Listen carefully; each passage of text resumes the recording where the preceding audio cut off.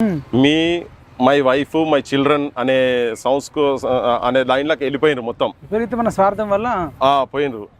అమెరికాలో ఉంటుంది my children are your children are praying with our children అనే సంస్కృతిలకు స్లోగా మనోళ్ళు చిన్నగా పోయే ప్రమాదం ఇక్కడ ఏర్పడుతున్నది. ఎందుకంటే ఎట్లా అంటే అమ్మమ్మలు, నాయనమ్మలు, చిన్నాయనలు, పెదనాయనలు, చిన్నాయన కొడుకులు, పెదనాయన కొడుకులు, తాతలు వాళ్ళతో ఉన్నటువంటి అనుభవాలు వీళ్ళు నేర్చుకొని సభ్య సమాజంలో మేనర్స్ ఏంటి, ఎట్లా ఉండాలి, ఎవరెవరో మర్యాదలు ఇవన్నీ ఎట్లా ఉండాలి అవన్నీ పోయేసి ఇప్పుడు ఎంతసేపు ఏంది పేరెంట్స్ జాబులు చేస్తుంటే వాళ్ళను టీవీలో కూడా పడేసిపోతున్నారు, సెల్ ఫోన్లు చేతులు ఇస్తున్నారు. వాని ప్రపంచం మొత్తం ఇల్లు అయిపోయింది.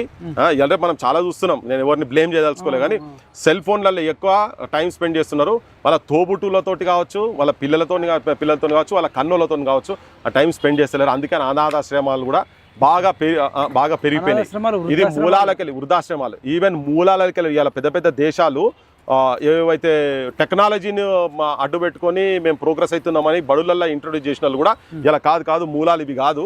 మన వాళ్ళు మొత్తం ఈవెన్ మెమరీ పవర్ కూడా పోతున్నది సెల్ ఫోన్స్ తోని. ఇటువంటి డిజిటైజ్డ్ ఎడ్యుకేషన్ తోటి చాలా నష్టాలు జరుగుతున్నాయని వాళ్ళు మళ్ళీ they are coming back. Sweden కావచ్చు, ఇటువంటి దేశాలు మొత్తం వచ్చేస్తున్నాయి.